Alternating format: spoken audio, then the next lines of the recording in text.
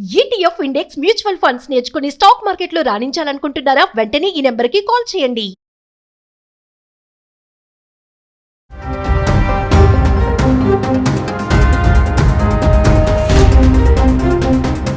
నమస్తే, welcome back to Suman TV. Present మనతో పాటు ఉన్నారు ఎనలిస్ట్ మందర్ కృష్ణారెడ్డి గారు. నమస్తే సార్. నమస్తే అమ్మా. సార్, అమెరికా అధ్యక్షుడు డొనాల్డ్ ట్రంప్ తీసుకునే నిర్ణయాలు ఏవైతే H1B వీసా మార్పులు ఉన్నాయో ఇంకా చాలానే చేశాడు.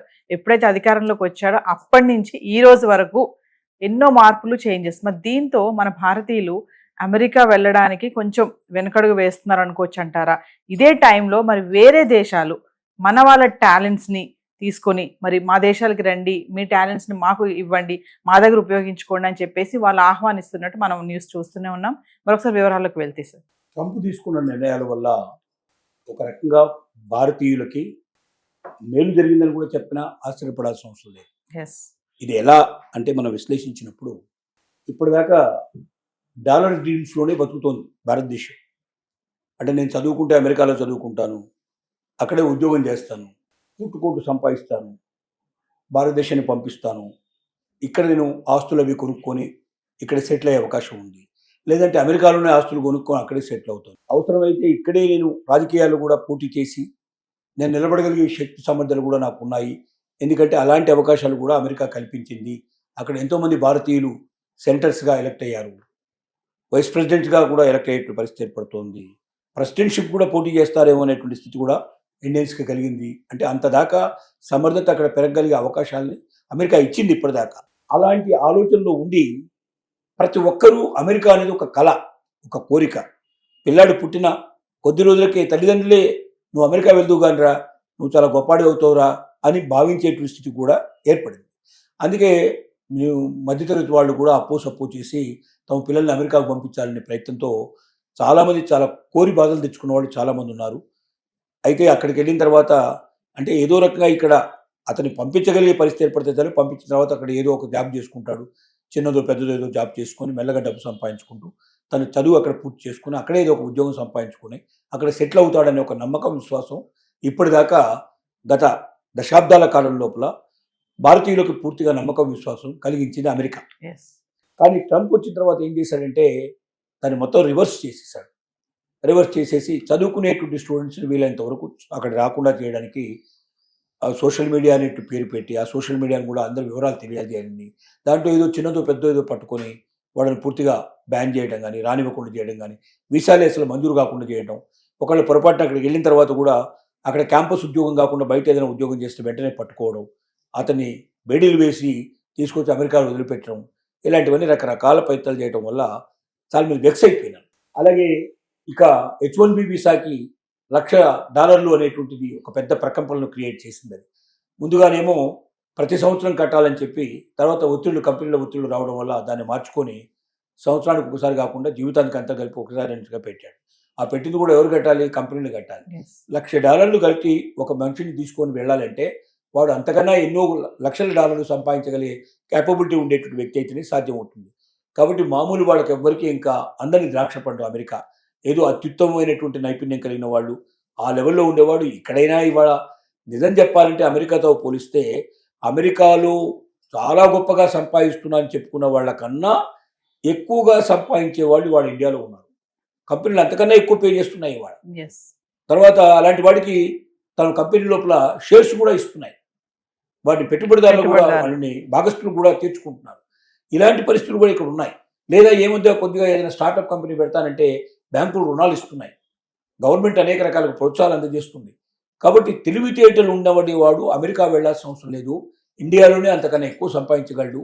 ఇక్కడున్నంత స్వేచ్ఛ, ఇక్కడున్న అవకాశాలు, ఇక్కడున్నంత ఆనందకరమైన జీవితం అమెరికాలో ఉండదు. అమెరికా అంటే రెస్ట్రిక్షన్స్ భయం, కొన్ని నిబంధనలకు లోబడి జీవితాన్ని గడపాల్సిందే. గట్టిగా చెప్పుకోవాలంటే మన ఇంట్లో కుక్క మురిగితే పక్కవాడు కేసు పెడతాడు, మన ఇంట్లో పిల్ల అరుపు వినబడిందంటే పక్కింటి వాడు కేసు పెడతాడు, మన ఇంట్లో రేడియో టీవీ పెద్దగా పెట్టుకుంటే పక్కింటి వాడు కేసు పెడతాడు. అంత భయంకరమైన జీవితం గడపాల్సి వస్తుంది అక్కడ. స్వేచ్ఛ స్వాతంత్రం అనుకుంటాం, బయటికి వెళ్ళి మాట్లాడాలనుకుంటే ఒక వ్యక్తి దొరకడం, కిలోమీటర్ల దాకా మనకు మనిషి ఎవడు కనబడ్డు. ఇలాంటి జీవితం మనం ఊహించలేము. మన ఇండియన్ లైఫ్కి అలవాటు పడే వాళ్ళు ఎవరైనా సరే ముందు ఇంట్లో జనంగానే పక్కింటి వాళ్ళు ఎవరున్నారో ముందు వాళ్ళ దగ్గరికి వెళ్ళిపోతాం, వాడితో మాట్లాడతాం, వాళ్ళు ఎవరో తెలుసుకుంటాం, మనం ఎవరో చెప్తాం, ఇలాంటి ఒక జీవితానికి అలవాటు పట్టి మనం ఆ రిస్ట్రిక్షన్ నిబంధనలో పట్టడం కష్టం. ఇప్పుడు ట్రంప్ తీసుకున్న నిర్ణయాల వల్ల జరిగింది ఏమిటంటే అక్కడికి వెళ్ళే స్టూడెంట్స్ సంఖ్య గణనీయంగా తగ్గిపోతుంది.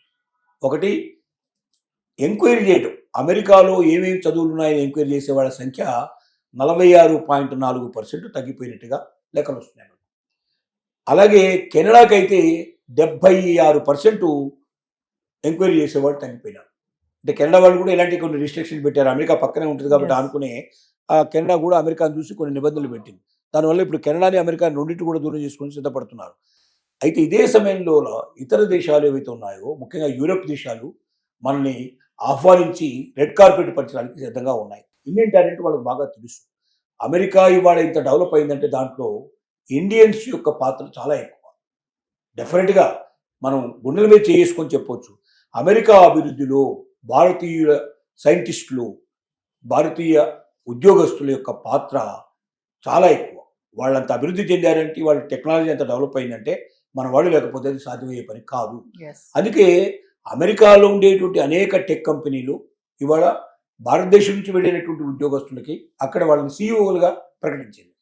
ఇంత అమెరికా లోపల ఇవాళ ట్రంప్ తీసుకొస్తున్న విధానాల్లో కూడా ఇంకా రోజు రోజుకి సీఈఓలు కొత్తగా ఇండియన్స్నే పెట్టుకుంటున్నారు, కానీ అక్కడ ఉండే వాళ్ళని కాకుండా అమెరికన్స్ని ఎవరు పెట్టిగా అపాయింట్ చేసుకొని సిద్ధపడలేవు. కారణం ఏంటంటే అమెరికాలో ఉండే వాళ్ళకి టెక్నాలజీ తెలవడం చాలా తక్కువ మంది అక్కడ తెలిసిన వాళ్ళు.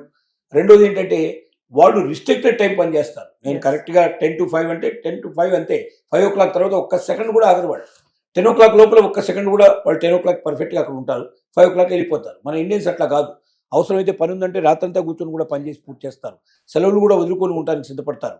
అంటే ఇక్కడ ఉన్నటువంటి దానికి ఒక కమిటెడ్గా ఉండేటువంటి ఎంప్లాయీస్ని ఇష్టపడేటువంటి విధానం. అందుకే ఇండియన్స్కి పెద్దపీట వేశారు.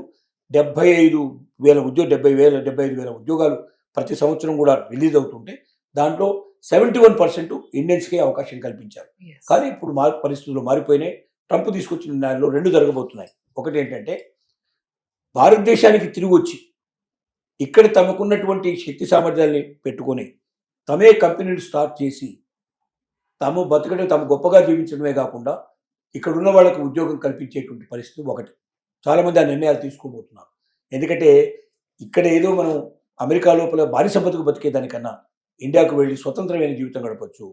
నేను పుట్టిన దేశం, నా దేశానికి నేను సేవ చేసే ఒక గొప్ప అవకాశం ఇప్పుడు నాకు కలిగింది. ఇప్పటికి నా కళ్ళు తెరిపించబడ్డాయి. ఇప్పుడు నా దగ్గర కొంత ఇన్వెస్ట్మెంట్ ఉంది. ఈ ఇన్వెస్ట్మెంట్ తోటి నేను ఇండియాకి వెళ్ళిపోయి అక్కడ నేను కంపెనీ ఓపెన్ చేసి నాకున్నటువంటి మేధస్సుతోటి అక్కడ ఇంకా ఇంతమంది మేధావులు కావాలంటే ఎంతమందిని దొరుకుతారు. అమెరికాలో ఇచ్చేటువంటి ఈ ఉద్యోగం ఏదైతే మనం జీతం ఇస్తున్నామో అందులో 10% 20% ఇస్తే కూడా అక్కడ దొరికేవాళ్ళు ఉన్నారు. Yes. ఇంతకన్నా మంచి మేధావులు దొరుకుతారు అక్కడ. కాబట్టి వీళ్ళని పెట్టుకొని అవసరమైతే అమెరికా లాంటి దేశాలు, మిగతా దేశాలకు కూడా కావాల్సిన ప్రోడక్ట్స్ మనం ఇవ్వచ్చు, సర్వీసెస్ మనం ఇవ్వచ్చు. అక్కడి నుంచి అవుట్ సోర్సింగ్ లోపల మనం ఇక్కడ కంపెనీలకు మనం సర్వీస్ చేయొచ్చు. మనం అనవసరంగా అమెరికాలో ఉంటాం వేస్ట్. రోజు రోజుకు నిబంధనలు మారిపోతున్నాయి. ఎప్పుడు ఏ క్షణంలో నిర్ణయం తీసుకుంటారో తెలియదు.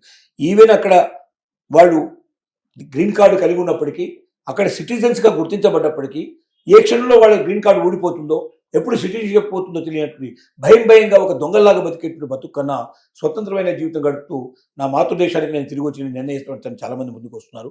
దానికి తోడుగా ఇవాళ ముఖ్యంగా అక్కడున్న జర్మనీ దేశం చాలా గొప్ప అవకాశాలు కల్పిస్తోంది. 2 లక్షల ఉద్యోగాలు భారతీయుల కోసం ఎదురు చూసేటువంటి పరిస్థితి తీసుకొచ్చింది. తర్వాత వీసా నిబంధనలు చాలా సులభతరం చేసింది. కొత్తగా నియమించబడ్డటువంటి ఎవరైతే రాయబారి ఉన్నారో భారతదేశానికి, మనకు అక్కడి నుంచి రాయబారి ఎవరైతే వచ్చారో ఆయన జర్మనీ రాయబారి ఏం చెప్తున్నాడంటే, భారతీయులరా మీకు మేము ఆహ్వానం పలుకుతున్నాము. స్టూడెంట్స్ ఎవరైనా ఇక్కడ చదువుకోదలుచుకుంటే మీకు అవకాశం కల్పిస్తాము. మీరు ఎంత చదువైనా చదువుకోవచ్చు. చాలా తక్కువ ఖర్చులో మీరు ఇక్కడ పూర్తి చేసే అవకాశం ఉంది. గొప్ప ఎడ్యుకేషన్ మీకు దొరుకుతుంది. రెండోది ఏంటి, మీకు ఉద్యోగాలు ఇక్కడ ఖాయంగా దొరుకుతాయి. ఇక్కడే చదువుకొని ఇక్కడ ఉద్యోగాలు చేసుకునే అవకాశాలు మీకు ఉన్నాయి. భారతీయ టాలెంట్ మీద మాకు నమ్మకం ఉంది. అమెరికా ఇవాళ ఎంత గొప్పదైందంటే దానికి భారతీయుల ఒక శక్తి సామర్థ్యాలు కూడా ఒక రకమైన కారణం. అలాంటి శక్తి సామర్థ్యాలు మాకు కావాలి. అమెరికా మిమ్మల్ని వదులుకుంటుంది, కానీ మేము మిమ్మల్ని ఆహ్వానిస్తున్నాం. మీరు రండి, మా దేశం లోపలికి వచ్చి మీరు ఉద్యోగాల్లో జాయిన్ కండి. మీ టాలెంట్ మాకు చూపించండి. మీ టాలెంట్తో మా దేశాన్ని ఇంకా అగ్రదేశంగా మార్చడానికి ప్రయత్నం చేయండి. మేము మిమ్మల్ని ఆహ్వానిస్తున్నామని చేయిజాపి ఆహ్వానిస్తుంది. స్టూడెంట్స్ అక్కడ పెరిగిపోయే అవకాశాలు ఉన్నాయి బాగా. దాంతోపాటుగా ఉద్యోగస్తులు కూడా పెరిగిపోయే అవకాశం ఉంది. అదొకటే కాదు, యూరోప్ దేశాలన్నీ ఆ రకంగానే అనేక రకాల యుద్ధ నిబంధనలు కూడా సడలించి చాలా తక్కువ ఇంత ముందు కన్నా ఫీజు తగ్గించేసి భారతీయులు ఆహ్వానించడానికి ప్రయత్నం చేస్తున్నాయి. కాబట్టి దీనివల్ల ఏమవుద్దంటే అమెరికాకి బుద్ధి వచ్చే అవకాశం ఉంది. ట్రంప్ తీసుకున్న నిర్ణయాల వల్ల దేశ ఆర్థిక వ్యవస్థ ఎంత నాశనం అయిపోయిందో, చివరికి అక్కడికి వచ్చేటువంటి మేధావులు ఎంతమంది ఆగిపోతున్నారు, వేరే దేశాలకు వెళ్ళిపోతున్నారు, తద్వారా తాము ఏం కోల్పోయామో ట్రంప్ పోయిన తర్వాత కానీ, ట్రంప్ దిగిపోయిన తర్వాత కానీ అమెరికాకి తెలుస్తుంది. అప్పుడు బాధపడ్డా కూడా లాభం లేని పరిస్థితి కూడా ఉండొచ్చు. అందుకే ఇప్పటికే చాలామంది అమెరికన్లు ఆలోచిస్తున్నారు, ట్రంప్ని రీకాల్ చేసి వెనక్కి పంపిస్తే బాగుంటుందని ఉన్న ఆలోచనలో కూడా ఉన్నారు.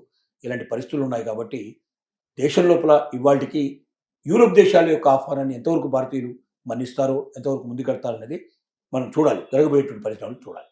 Thank you.